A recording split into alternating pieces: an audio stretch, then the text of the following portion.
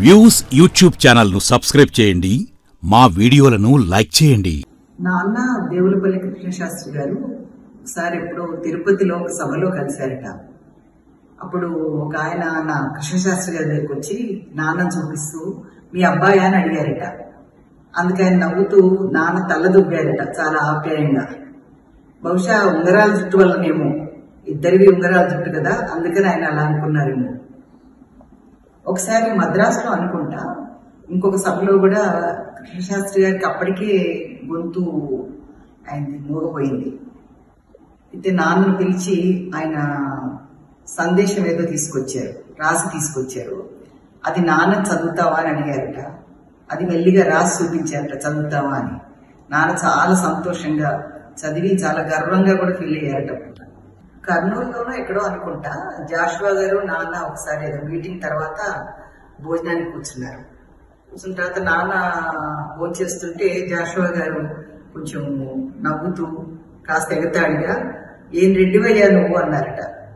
అదేంటండి అంటే నాన్న మాంసం నాన్ వెజ్ బాగా తింటారు నాన్న కూడా, కాకపోతే మితంగా తింటారు. ఆ మితంగా తినడం చూసి జాషువా గారు కొంచెం ఎగతాడు చేశారట. నాన్న ఎప్పుడు చెప్తుండేవారు ఈ మాట. జాషువా గారు అంటే నాన్నకు చాలా ఇష్టం. శ్రీనాథుడు లాగానే, శ్రీనాథుడు తర్వాత ఆధునిక కవులలో జాషువా, రాయపురం గారు, విశ్వనాథ గారు, దేవులపల్లి గారు, వీళ్ళంతా నాన్నకు, గురజాడి గారు, వీళ్ళంతా నాన్నకు అభిమాన కవులు. నాన్నను చూసినంత గారవంగా బహుశా ఏ తల్లికైనా ఉంటుంది. కానీ మేము విన్న దాన్ని బట్టి, ఊర్లో వాడు చెప్పిన దాన్ని బట్టి చాలా చాలా ప్రత్యేకంగా అనిపిస్తుంది. ఎందుకంటే నాన్న పడుకున్నప్పుడు కూడా తను నిద్ర లేపేది కాదు. తను డిసిప్లిన్ అవి ఉన్నా కూడా ఎందుకో నాన్న లేపడం ఇష్టం లేదు అతనికి. 10-11 అయినా కూడా ఊడ్చేవాళ్ళని, గిన్నె దోమ వాళ్ళని, వంటలు ఏవి కాకుండా, అంటే సౌండ్ వస్తుందని, శబ్దం వస్తుందని చెప్పేసి ఆపేసేది వాళ్ళందరినీ.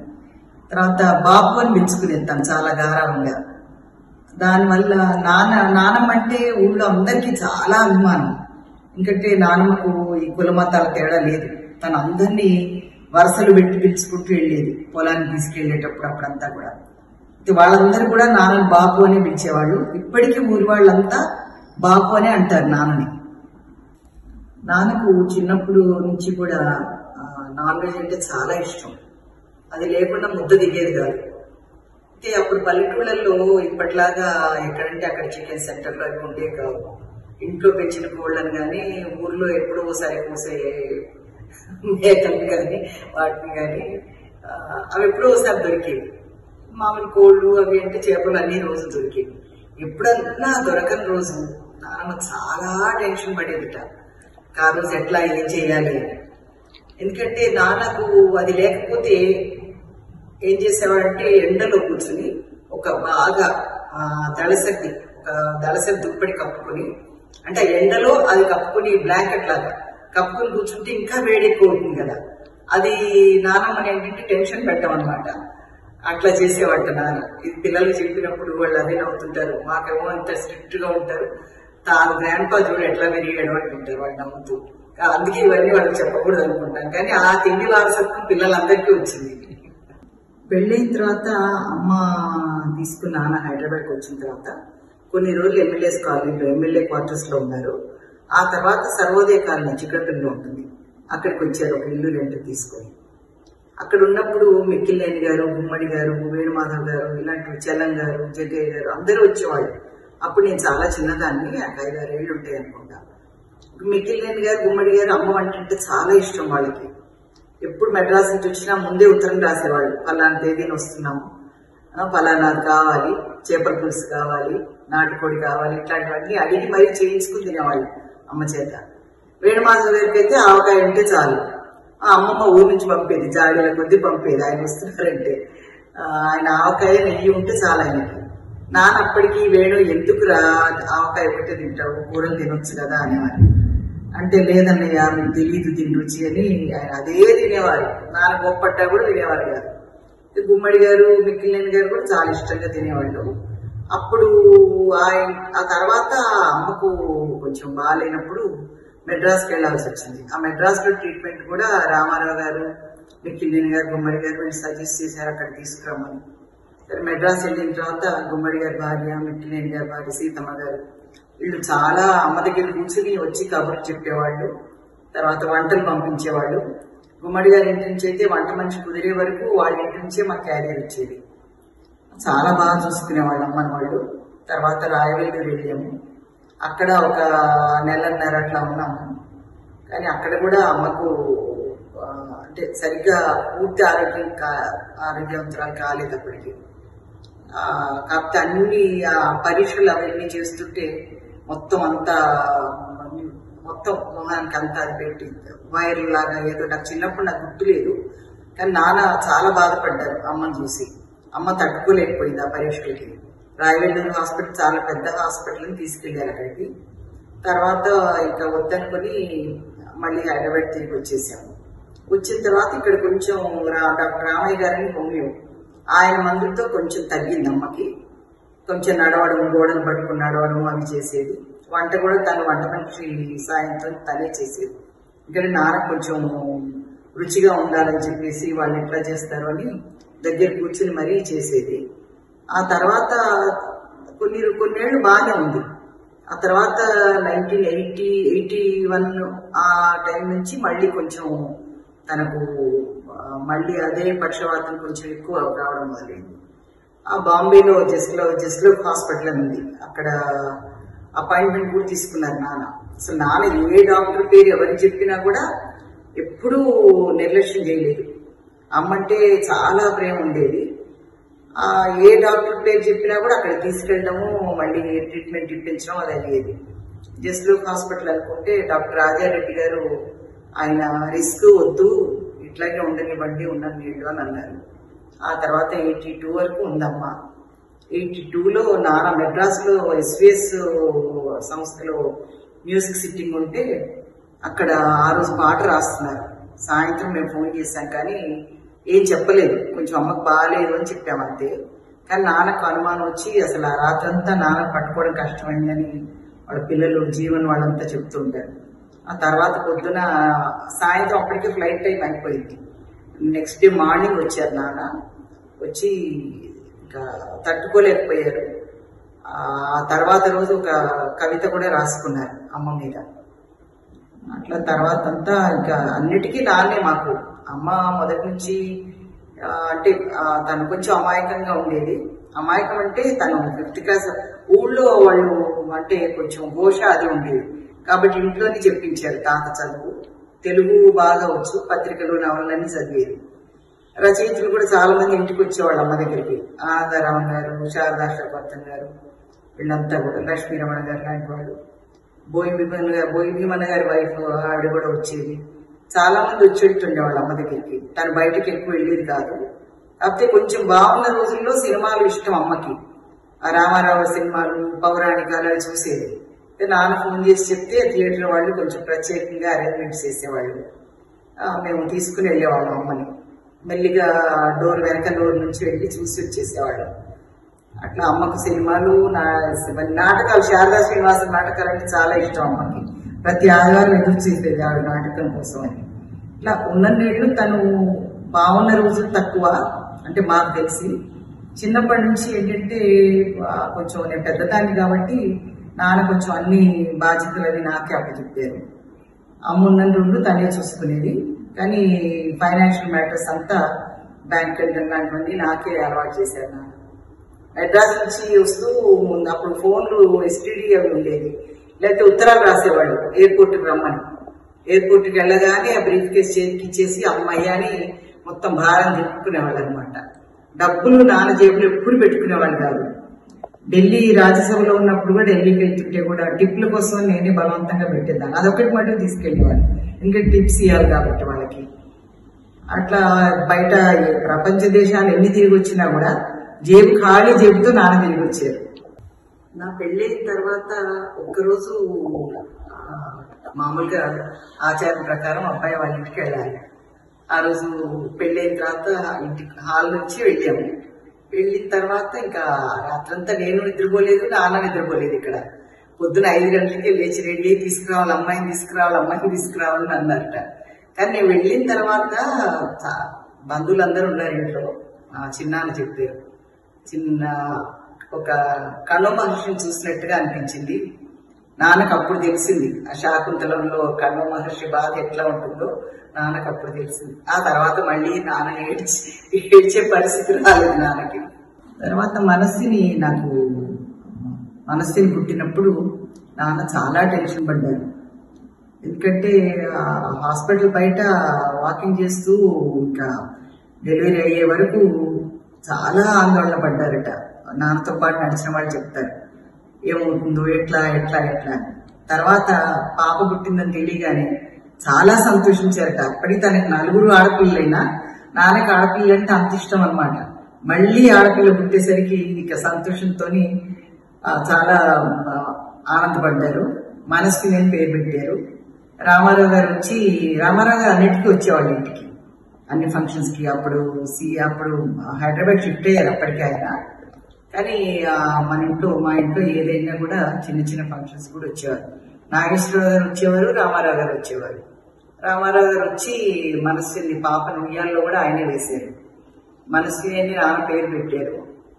తర్వాత ఆయన మనవరాలు కూడా ఆ పేరు పెట్టుకున్నారు. నాన్న రామారావు గారు పర్సనల్ విషయాలు కూడా మాట్లాడుకుంటుండేవారు. అప్పుడు నాన్న పాటలు రాయడానికి తరచుగా రామారావు గారి సినిమాలకి ఎక్కువ కదా వెళ్ళినప్పుడు ఏదో మాటల్లో రెడ్డి గారు తొందరపడకండి అంటే ఏంటండి అంటే అబ్బాయి పుట్టే వరకు తొందరపడకండి అన్నారట. అది నాన్న ఎప్పుడు నవ్వుతూ చెప్పేవారు. ఆయనకేమో చాలా పెద్ద కుటుంబం కదా, కొడుకులు కూతుళ్ళు చాలా మంది ఉన్నారు, అందరికి అట్లాగే ఉండాలనుకునేవారు ఆయన. తాతమ్మకల సినిమా కూడా అట్లాంటిదే అనుకుంటా, అదే పద్ధతిలో తీసినట్టున్నారు, గుర్తు రావట్లేదు నాకు, కానీ అదే అనుకుంటా. ఆ తర్వాత ఒకసారి అక్బర్ సలీం అనాక్కలి పాటలు రాస్తున్నప్పుడు బాబు పుట్టాడు నాకు. అయితే నాన్నకు ఫోన్ చేసి చెప్పాము ఇట్లా బాబు పుట్టాడని. నాన్నకన్నా ఆయన ఎక్కువ సంతోషించారట. ఎందుకంటే ఆయన మగపిల్లలు కూడా ఇష్టం, కొడుకులు ఉండాలి అనుకునేవారు ఆయన. అయితే వెంటనే జ్యోతిష్యుని పిలిచి చూపించారట. టా అనే అక్షరం తప్పకుండా రావాలి రెడ్డి గారు, టా అనే అక్షరం మధ్యలో, ముందు టాతో పేరు దొరకదు కాబట్టి మధ్యలో అయినా సరే ఉండాలన్నారట. అందుకని బాబు పేరు చైతన్యదేవి ఠాగూర్ అని పెట్టారు నాన్న. ఆయన అట్లా చెప్పినందుకు నాన్నకు నమ్మకాలు లేకపోయినా ఆయన చెప్పారు కదా అని. మామూలుగా నాన్న ఎవరిని నొప్పించేవాళ్ళు కాదు దేవుడి విషయంలో. నాన్నకు నమ్మకం లేకపోయినా కూడా అమ్మ చాలా పూజలు చేసేది. కానీ ఎప్పుడు అమ్మను ఎందుకు చేస్తున్నావు పూజలు అని, అమ్మ ఏం చెప్తే అది కూర్చోమంటే నదీ స్నానాలు కూడా చేశారు నాన్న అమ్మతో పాటు నేను పుట్టక ముందు. అంటే అమ్మకు ఆ నమ్మకాలు ఎక్కువ ఉండేవి కాబట్టి ఎప్పుడు ఎవరిని కాదనలేదు. నాకు నమ్మకాలు లేకపోయేసరికి నాన్న ఒకసారి నటించవచ్చు కదమ్మా అమ్మ కోసం అనేవారు, నవ్వుతూ అనేవారు అనమాట. నేను సరిగ్గా అమ్మ చెప్పినట్టు వింటున్నా కదా, నువ్వు కూడా అట్లాగే నటించవచ్చు అని. శనివారాల మటుకు అమ్మ కోసం నాన్ వెజ్ మానేశారు ఇంట్లో అందరం మానేశాము. కానీ నాన్న అదొకటి తప్పకుండా తన అమ్మకి ఇష్టం లేదు కాబట్టి వండొద్దు అని ఓ నియమం పెట్టుకున్నాం. ఇప్పటికీ అది పాటిస్తున్నాం. నాన్నకు మనవలు తర్వాత ముని మనవలతో కూడా ఆడుకోవడం బాగా ఇష్టం ఉండేది. పెద్ద ముని మనవరాలు వరేణ్య అమెరికా నుంచి వచ్చినప్పుడు తను నాటకాలు ఇచ్చేది, అందరికి ఒక్కొక్క పాత్ర ఇచ్చేది. నాన్న కూడా మీటింగ్ నుంచి తొందరగా వచ్చేసేవాడు. ఇంకా వచ్చిన తర్వాత నాన్నకు ఒక రోల్ ఇచ్చేది. అట్లా నాటకాలు ఆడడం, పిల్లలతో పాటు డాన్స్ చేయడం, స్టెప్స్ వేయడం కూడా ఇష్టం ఉండేది నాన్నకు. బాగా ఎంజాయ్ చేసేవాడు నాన్న పిల్లలతో. తర్వాత మేము ఫిలిం నగర్ ఇంటి నుంచి డాలర్ హిల్స్ షిఫ్ట్ అయ్యాము. అక్కడికి వచ్చేసరికి పిల్లలు సగం మంది పిల్లలు అమెరికాలో ఉన్నారు. ఇంట్లో క్షేత్రజ్ఞ ఉండేవాడు ముని మనవడు. తను నాన్న దగ్గరే కూర్చుని గ్రాండ్ పా ఛానల్ చేంజ్ చేయాలా ఏం చేయాలి, నువ్వు బ్లాక్ అండ్ వైట్ చూస్తావు కదా, కలర్ చూడవు కదా అని అడిగాడు. ఎందుకు చూడను రా, నేను బ్లాక్ అండ్ వైట్ ఒకటే కదా, అన్ని చూస్తాను నీతో సమానంగా, నువ్వు ఏం చూస్తావు అది చూస్తాను అనేవాడు.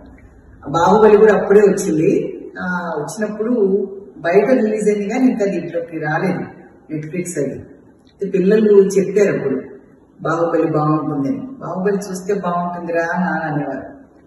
తర్వాత 2017లోనే ఇంకో జూన్ 12 కన్నా ముందు రోజు, ఒక్కరోజు ముందు 2 రోజుల ముందు అనుకుంటా, ఎప్పుడు అమ్మ ఫోటో దగ్గర మామూలుగా నాన్నకు అడుగులు అంటే వాకింగ్ చాలా అలవాటు నాన్నకు. కానీ తర్వాత ఆ సంఘటన తర్వాత వాకింగ్ తగ్గిపోయింది, బయటకు వెళ్ళిన తగ్గిపోయింది. ఇంట్లోనే హాల్లో నడవడం అలవాటు. కానీ ఆ మధ్య కొంచెం నడవడానికి ఇబ్బందిగా అనిపించేది. కానీ ఆ ముందు రోజు నానంతట నాన్న కాళ్ళు అమ్మ ఫోటో ఎదురుగా ఉండేది. అమ్మ ఫోటో దగ్గరికి 4-5 అడుగులు తనే వేశారు. నడుస్తూ వెళ్ళారు. నడుస్తూ వెళ్ళి మనిషి సాయం లేకుండా నడిచారు. నడిచి వెళ్ళి అమ్మ ఫోటో దగ్గరికి వెళ్ళి ముద్దు పెట్టుకున్నారు. అమ్మాయి సుశీల చాలా అందంగా కనబడుతోంది అన్నారు నవ్వుతూ. అందరం మేము నవ్వాము ముద్దు పెట్టుకునేసరికి. ఆ తర్వాత రోజు ఇంకా నాన్నకు ఎందుకు అనిపించిందో తెలీదు. ఇంకా ఆ తర్వాత రోజు అందరికీ మీకు తెలిసిందే. 1982లో అమ్మ పోయారండి. ఆ తర్వాత 1983లో యమున పెళ్ళయింది సురేందర్ రెడ్డి గారితో. ఆయన ఆంధ్ర బ్యాంక్ మేనేజరు. ఆ రోజు యమున పెళ్లి రోజే ఎంఎస్ రెడ్డి గారి అబ్బాయి శ్యామ్ ప్రసాద్ పెళ్లి కూడా అయింది. సినిమా వాళ్ళందరికీ ఒకటే టైం అనమాట, కొంచెం ఒక అరగంట తేడాతోని. కొంతమంది పెళ్లికి వచ్చి భోజనానికి అక్కడికి వెళ్ళారు. అక్కడ పెళ్లి చూస్తే ఇక్కడ మా దగ్గర భోంచేశారు. సినీ పరిశ్రమ దాదాపు చాలా మంది వచ్చారు ఆ రోజు. ఆ పెళ్లి తర్వాత మామూలుగా యమున సురేందర్ ఇద్దరు తిరుపతి వెళ్ళారండి. తిరుపతి వెళ్ళిన తర్వాత అక్కడి నుంచి బెంగళూరు ప్రోగ్రామ్ ఉంది, బెంగళూరుకి వెళ్ళారు. బెంగళూరుకి వెళ్ళిన తర్వాత వాళ్ళ దగ్గర నుంచి ఫోన్ రాలేదు. నాన్న చాలా టెన్షన్ పడ్డారు. ఇంకా పొద్దున్న నుంచి వెయిట్ చేస్తున్నారు ఫోన్ కోసం. ఫోన్ రాలేదు, అమ్మాయి దగ్గర నుంచి ఫోన్ రాలేదని. ఇంకా ఆ రోజు మధ్యాహ్నం వరకు చూసి అక్కడ బెంగళూరులో ఉన్న ఫ్రెండ్స్ అందరికీ ఫోన్లు చేశారు, ఆ హోటల్కి వెళ్ళి కనుక్కొని చెప్పమని. వాళ్ళు 2-3 హోటల్స్ కి తిరిగారు. వీళ్ళు బుక్ చేసిన హోటలే కాక వేరే హోటల్స్ కూడా వెళ్లారు. ఎక్కడికి వెళ్ళినా కూడా సురేందర్ రెడ్డి పేరుతో అసలు రూమ్ లేదు.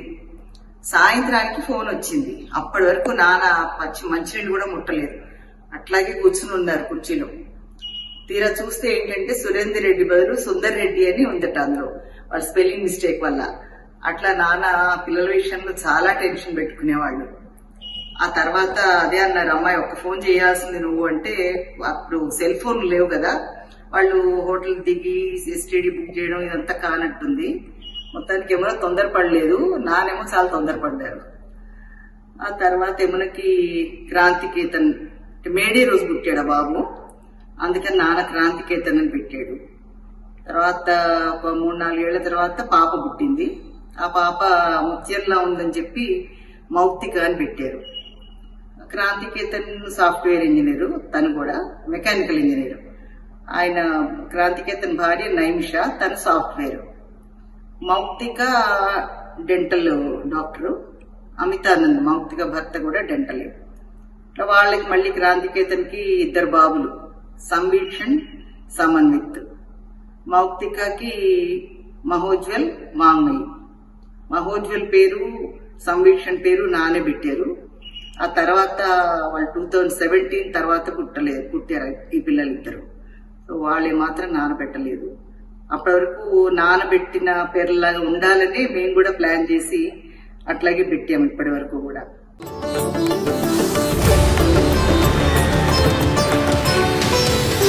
వ్యూస్ యూట్యూబ్ ఛానల్లో లైక్ చేయండి, షేర్ చేయండి, సబ్స్క్రైబ్ చేయండి.